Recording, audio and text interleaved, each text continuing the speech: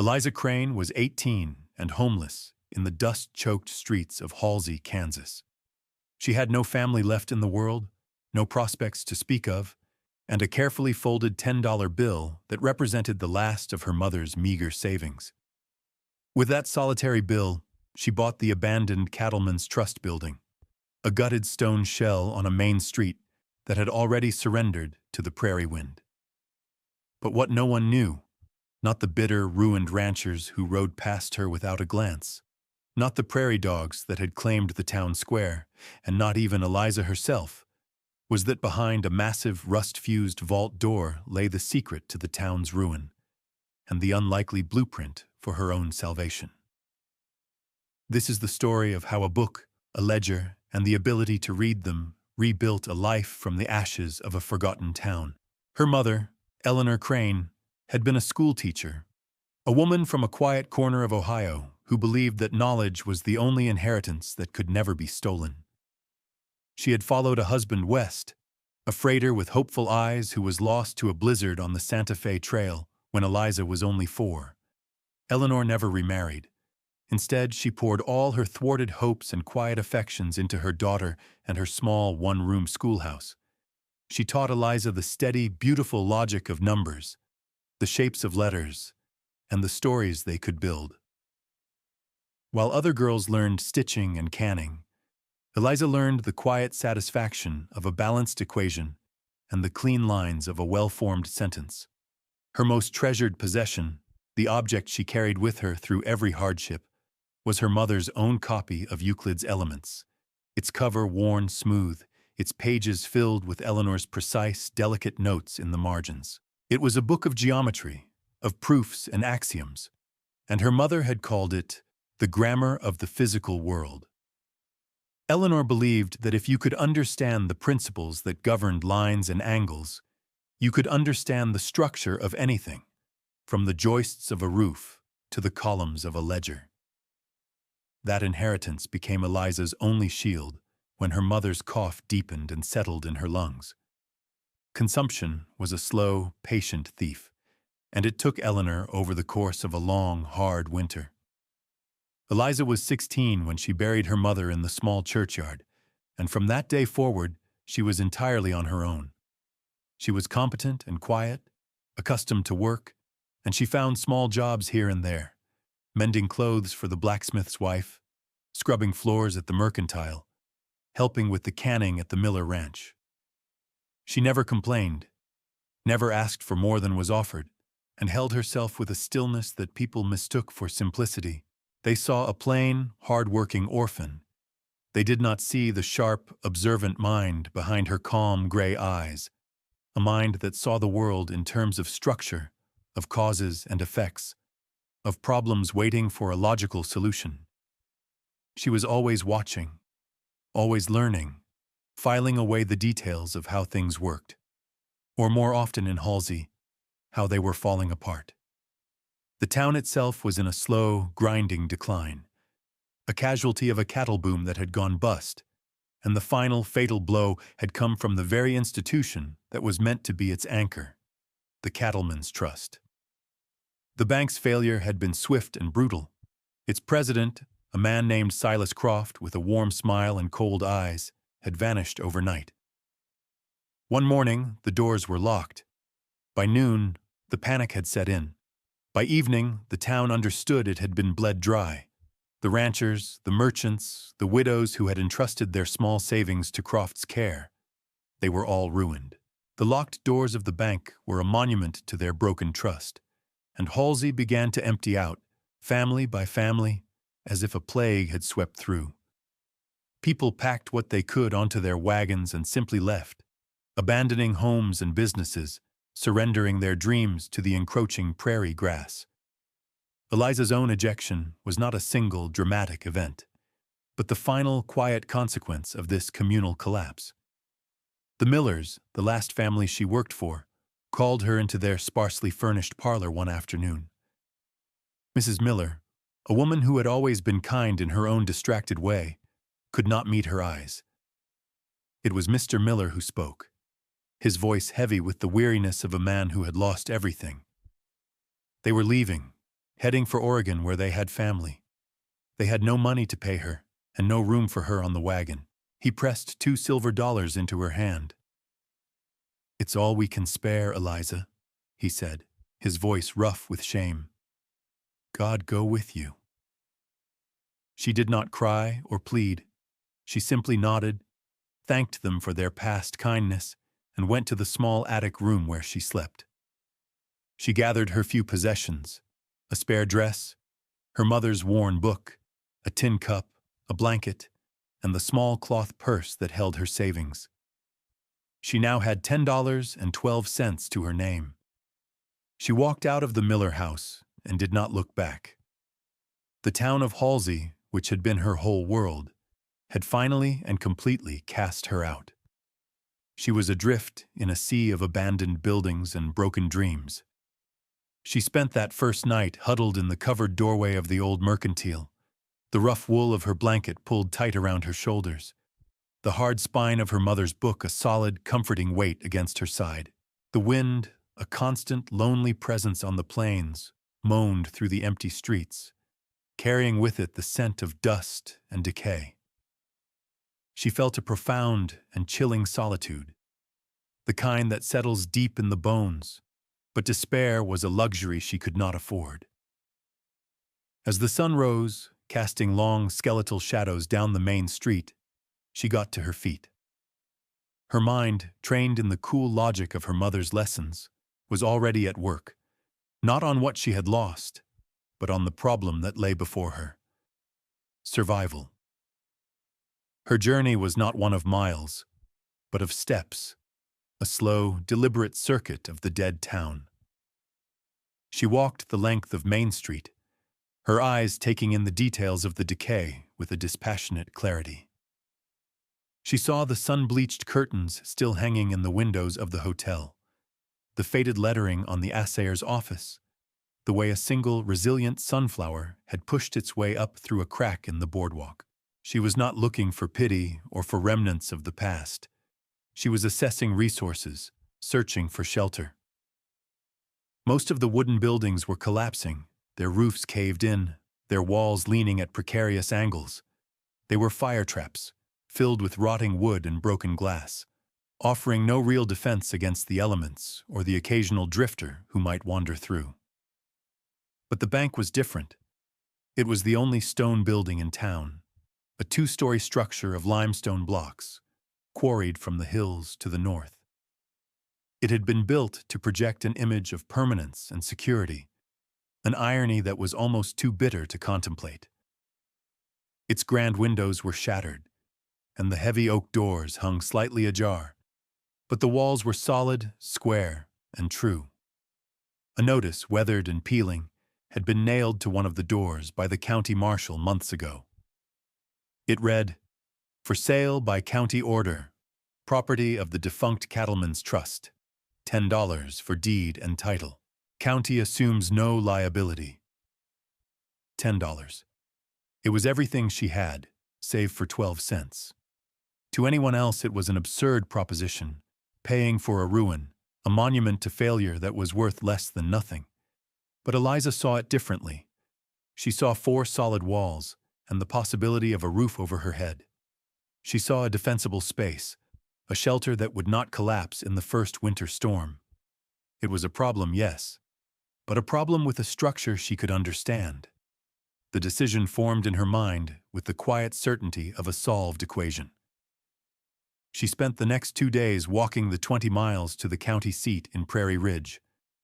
The marshal, a tired, overweight man named Blevins with faded suspenders and a permanent look of resignation, was sitting behind a desk cluttered with dusty papers. He looked up, surprised, when she stated her business. "The old bank in Halsey?" he asked, squinting as if to see her better. "Child, what in God's name would you want with that pile of rocks?" She did not offer an explanation. She simply placed her $10 bill on the desk. "I want to buy it," she said. He shrugged, the gesture of a man long past caring about the strange tides of human misfortune. He filled out the deed with a scratchy pen, signed it, and stamped it with the county seal. He pushed the paper across the desk. "It's yours," he said. And then, with a flicker of something that might have been pity, he added, "Good luck to you." Eliza folded the deed carefully and placed it in her bodice. It was the first thing she had ever truly owned.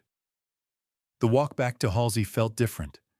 The wind was still cold, the landscape just as vast and empty, but she was not a vagrant anymore. She was a property owner. She was walking home. Upon her return, she approached the Cattleman's Trust, not as a squatter seeking refuge, but as its legal proprietor, the deed a crisp, official document tucked safely away. She pushed the heavy oak doors fully open, the groan of their hinges echoing in the cavernous space, and stepped inside to take stock of her purchase. The air was thick with the smell of damp plaster, stale air, and the faint, dry scent of old paper. Sunlight streamed through the shattered front windows, illuminating swirling columns of dust and casting a harsh light on the scene of devastation. The main banking floor was a wide, open room with a high ceiling, but it was buried under a layer of debris. Plaster had fallen in great chunks from the ceiling, mingling with shards of glass, splintered wood from overturned furniture, and a thick carpet of miscellaneous papers, old forms, notices, and scraps of correspondence that had been scattered in the bank's final, frantic days. The once proud teller's counter, a long, imposing barrier of carved oak, had been vandalized, its surface scarred and a section of its beautiful grillwork torn away, likely by looters searching for anything of value. Her gaze traveled upward. The roof, she noted with a practical eye, was the most immediate problem. In the rear corner of the building, a section of the timber and shingles had given way, leaving a ragged hole several feet across, open to the sky. Water stains radiated out from the hole, dark and sprawling across the remaining ceiling joists and down the stone wall. That was where the rain and snow would come in, turning the interior into a swamp and rotting what little wood was left. The rest of the structure, however, was as solid as she had hoped. The limestone walls were immense, 2 feet thick, the blocks fitted together with a craftsman's care. They were stained and grimy, but they were unbreached, a fortress against the relentless prairie wind. She walked the perimeter of the room, her boots crunching on the debris. In the back, behind the ruined teller counter, were 2 small offices. One was completely empty, save for a broken chair. The other, the bank president's office, was in better condition, its door still on its hinges. Inside, a heavy mahogany desk lay on its side, its drawers pulled out and emptied. And against the back wall of this office stood the vault. It was a formidable object, a black iron rectangle set flush into the stone. The door was massive, at least 6 inches thick, its face a mottled canvas of orange and brown rust. A large, spoked handle, meant to retract the locking bolts, was frozen in place. The combination dial above it was a solid, unmoving lump of corroded metal. Someone, likely the same looters who had vandalized the counter, had tried to force it. Deep gouges scarred the iron around the seam of the door, and a heavy sledgehammer, its handle cracked, lay on the floor beside it, a testament to their failed efforts. Eliza ran her hand over the cold, rough surface. She felt no thrill of mystery, no dream of hidden gold. The bank had been picked clean. Everyone knew that. The vault was just another broken part of her broken building, a sealed-off chamber of forgotten air. Her focus remained on the immediate, the practical. Before she could think about vaults or ledgers, she needed a dry place to sleep, a fire to ward off the chill of the coming autumn nights, and a way to secure her new home against the elements. The task before her was immense, but for the first time in a long time, she had a place to begin. She had work to do. The first days were spent clearing a space. She found a rusty but serviceable shovel in the alley behind the building and began the slow, back-breaking work of hauling out the debris. She worked with a steady, unhurried rhythm, her movements economical and precise. She piled the broken wood in one corner for eventual use as firewood, the shattered glass in another for safe disposal, and shoveled the plaster dust and rubble into a discarded wooden crate, which she dragged outside and emptied load by load. She focused on the back corner of the main room, the area furthest from the hole in the roof. By the end of the third day, she had cleared a 10 by 10-foot square of the stone floor. She swept it clean with a makeshift broom fashioned from prairie grass tied to a stick. This small, clean square, set against the backdrop of chaos, was her first victory. It was her kitchen, her bedroom, her parlor. It was home. Her next task was the roof. She couldn't hope to rebuild it properly, not without lumber or tools she didn't possess, but she could patch it. She spent a day scavenging the other abandoned buildings in Halsey, carefully prying loose intact boards from collapsed walls and collecting sheets of rusted tin from the roof of the old livery stable.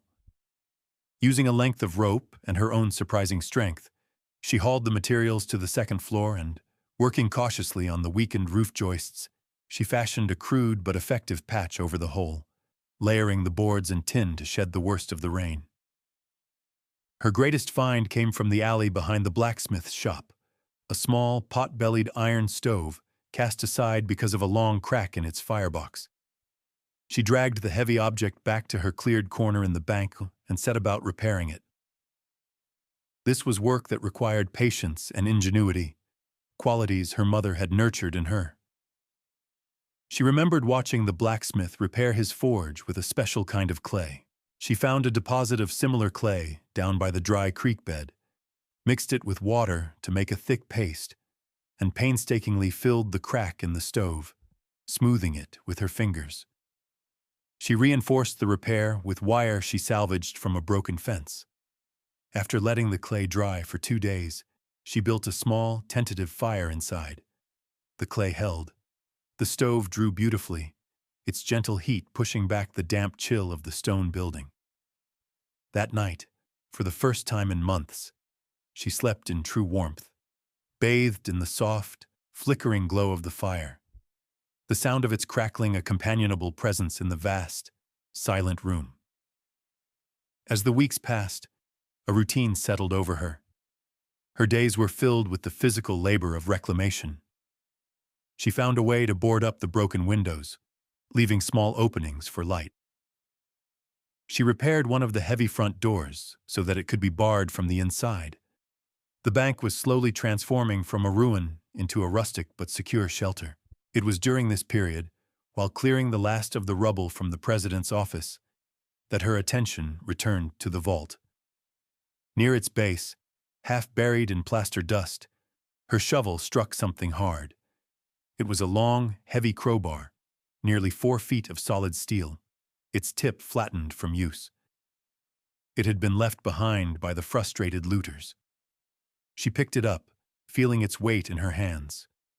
She had no interest in treasure, but the sealed room represented an untidy, unresolved element in her orderly world. It was also, she reasoned, a completely secure, dry place. If she could get it open, it would be the perfect place to store firewood and supplies, safe from weather and pests. She began to examine the door, not as a lock to be picked, but as a piece of machinery. The combination dial and the handle were fused with rust, hopeless. But the hinges, massive pins of steel set into interlocking brackets, were merely rusted on the surface. She remembered a lesson from her mother's book, a principle of levers and fulcrums. With the crowbar, she had a lever. She jammed the flattened tip into the small gap at the top of the upper hinge and put her full weight on it. The metal groaned, but it did not move.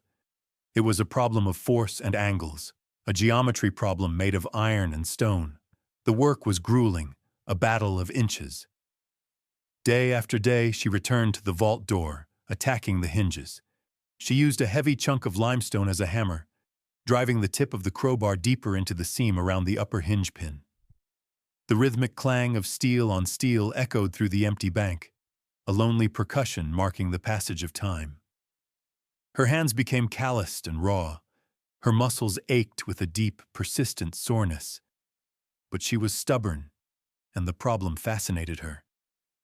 She experimented, trying different angles, seeking the point of maximum leverage. She worked until sweat dripped from her brow and her arms trembled with fatigue. Then, on the fourth day of her assault, she felt a subtle shift. A scraping, grinding sound came from within the hinge.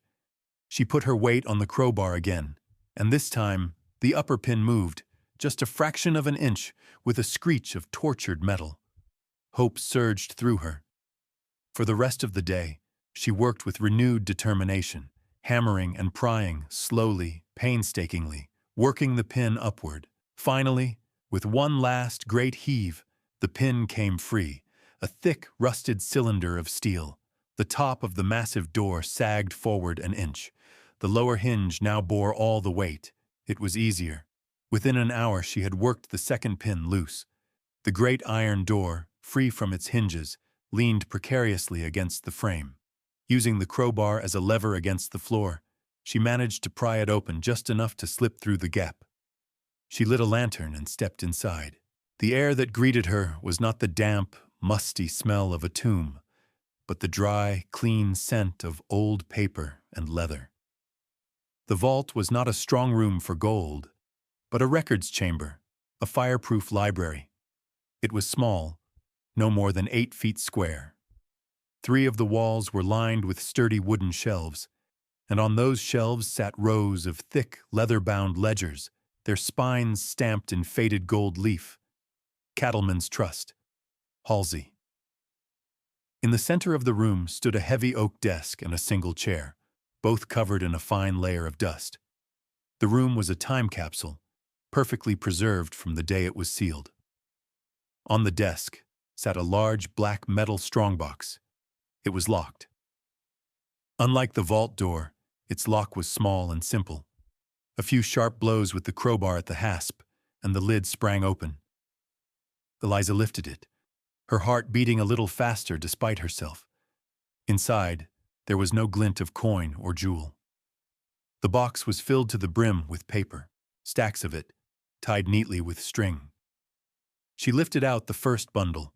They were depositors' notes, printed on heavy bond paper, each one recording a name, a date, and an amount, and each bearing the florid signature of Silas Croft. She saw names she recognized: Miller, Carter, Gable. To anyone else, they would have been a collection of worthless receipts from a bankrupt institution, a cruel reminder of all that had been lost. But Eliza, who had spent her life with books and numbers, felt a prickle of curiosity. This was a record, a story waiting to be read. She turned her attention to the ledgers on the shelves.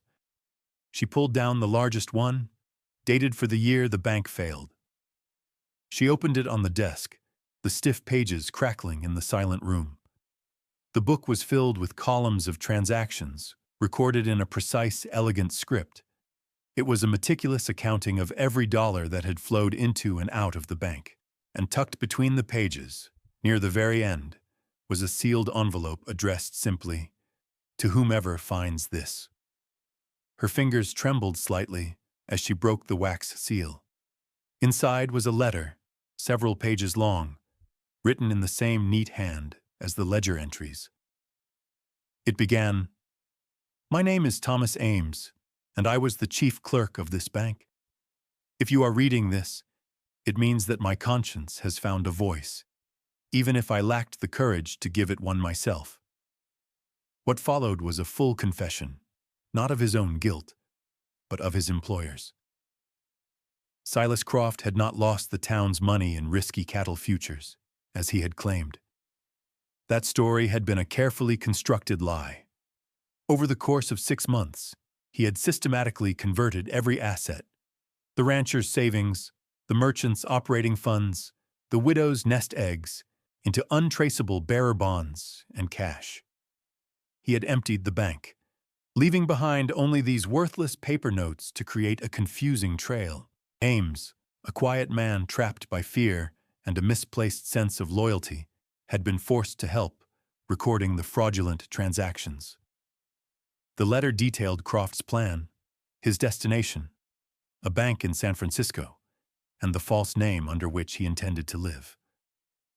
But it was the final paragraph that made Eliza's breath catch in her throat. Ames wrote, "I have recorded the truth of every transaction in this ledger. Every stolen dollar is accounted for.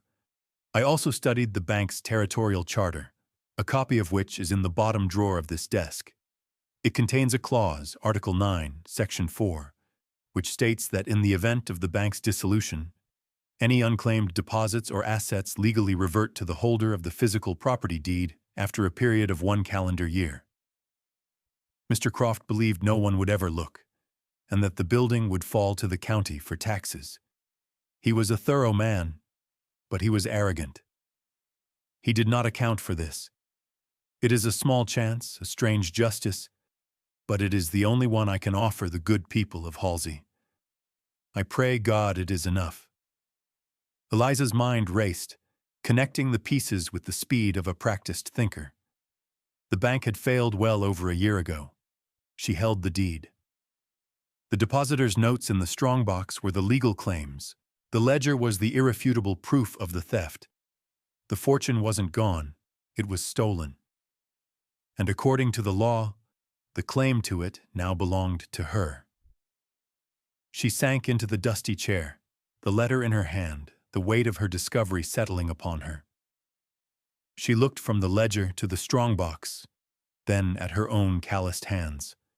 Her mother had taught her that literacy was power, that numbers told the truth. In this dusty, forgotten room, that inheritance had just unlocked the future of an entire town. She was no longer just a survivor in a ruin.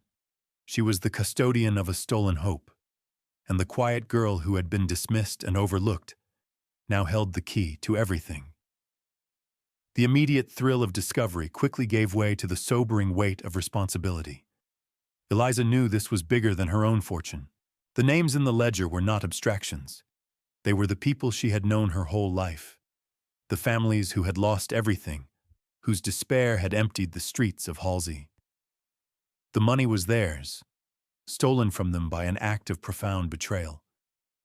Her holding the deed was a legal accident, a quirk of fate. To simply claim the money for herself felt like a second theft. Her purpose, she realized with absolute clarity, was not to enrich herself, but to restore what had been taken. Yet she was an 18-year-old girl with no standing and no power. Who would believe her? A wild story about a hidden ledger and a legal loophole coming from an orphan squatting in the town's most hated building would be dismissed as fantasy, or worse, as a grift. She needed allies. She needed proof that was not just on paper, but in the testimony of trusted men. Her thoughts turned to Jacob Miller, not the man who had sent her away, but his older cousin, a patriarch of the valley. A man who had built one of the largest ranches in the territory from nothing. He had lost more than anyone in Croft's swindle. He was a hard, quiet man, known for his unyielding integrity. He had refused to leave, and now lived a Spartan existence in a small line shack on the edge of his former lands, a symbol of the town's stubborn, wounded pride. If she could convince Jacob Miller, she could convince anyone. The next morning, she wrapped the main ledger and the bank charter in a piece of oilcloth, took the strongbox with its notes, and set out on the 5-mile walk to Miller's property. She found him splitting wood beside a small, neatly kept cabin, his back still straight and powerful despite his age. His face, weathered and grim, registered surprise at her approach, but he said nothing, simply resting his axe and watching her. "Mr. Miller," she began, her voice steady, "I need to ask for your time. I have something to show you. It concerns the cattleman's trust." His eyes narrowed with suspicion and old pain. "There's nothing left to say about that bank, girl. It's dead and buried." Eliza did not flinch. "Not entirely, sir," she said. She unwrapped the heavy ledger and laid it on the woodpile. "I found the bank's final records. They weren't destroyed. Silas Croft didn't lose the money. He stole it, and I have the proof." For an hour she laid out the story, her presentation as clear and logical as one of her mother's geometry proofs. She showed him the clerk's letter, pointed to his own name in the ledger, the record of his life's savings, and then produced the corresponding depositor's note from the strongbox.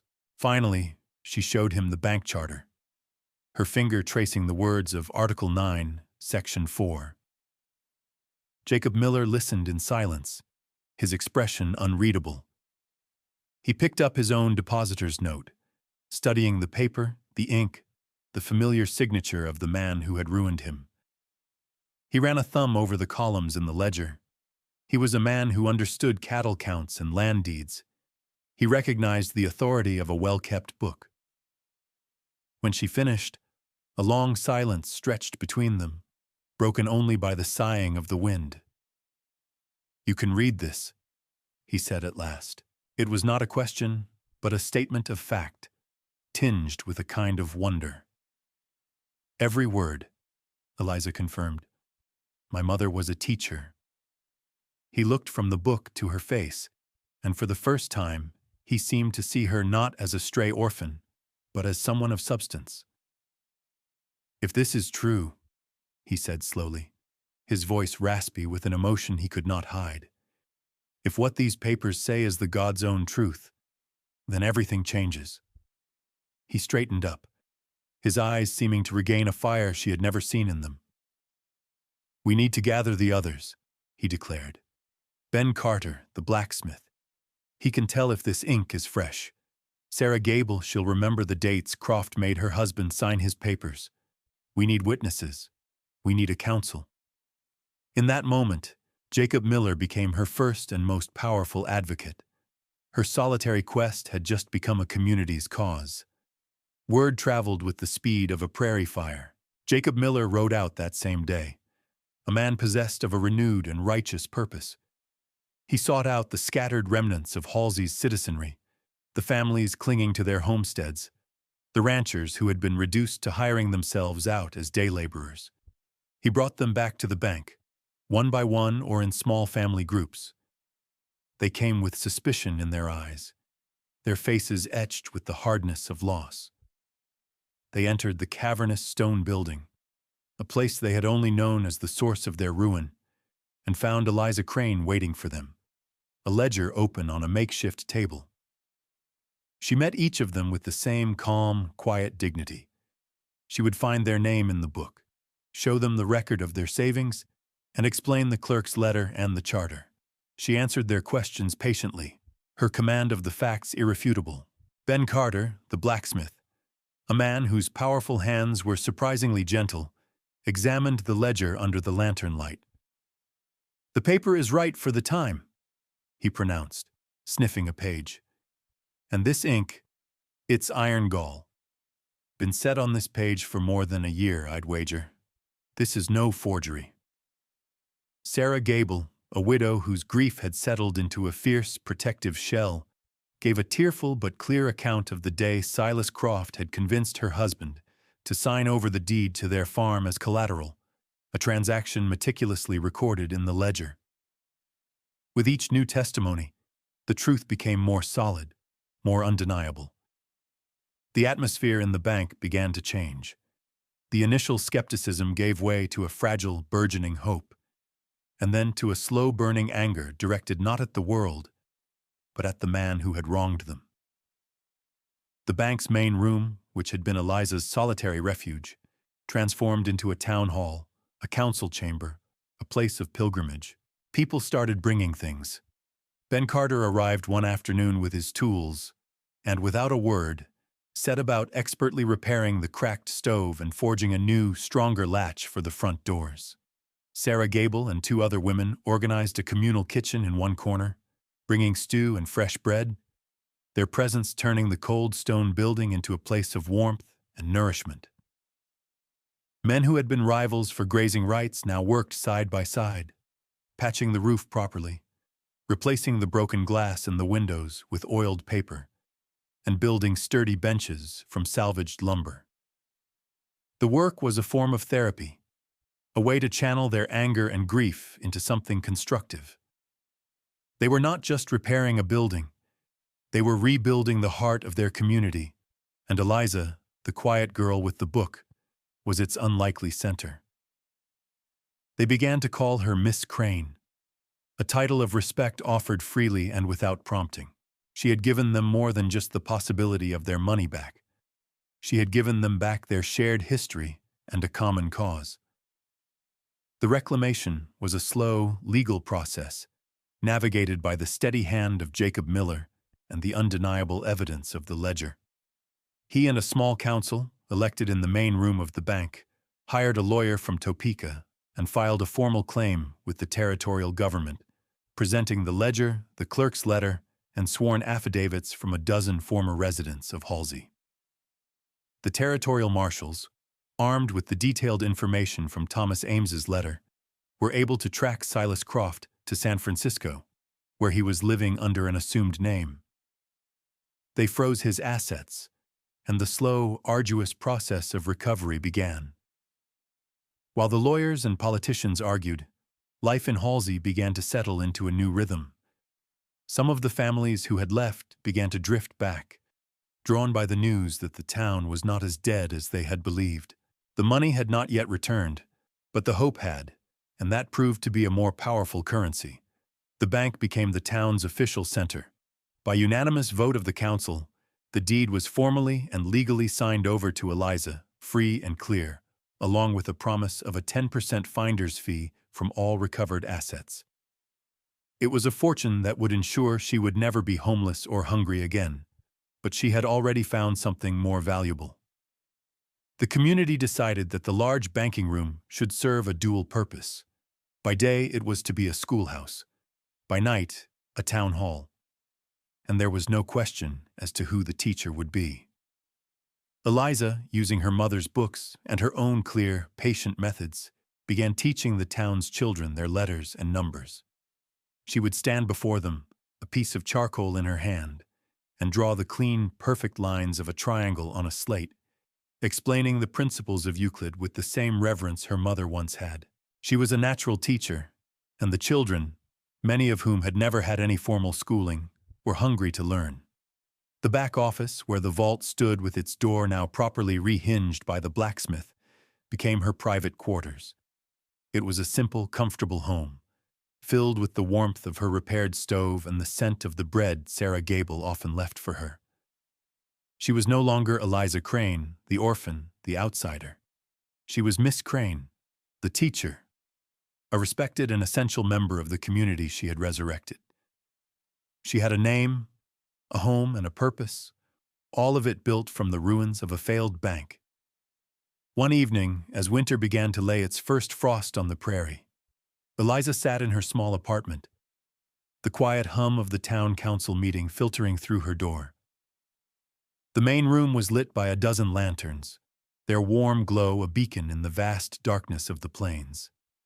She looked at the simple bookshelf Ben Carter had built for her.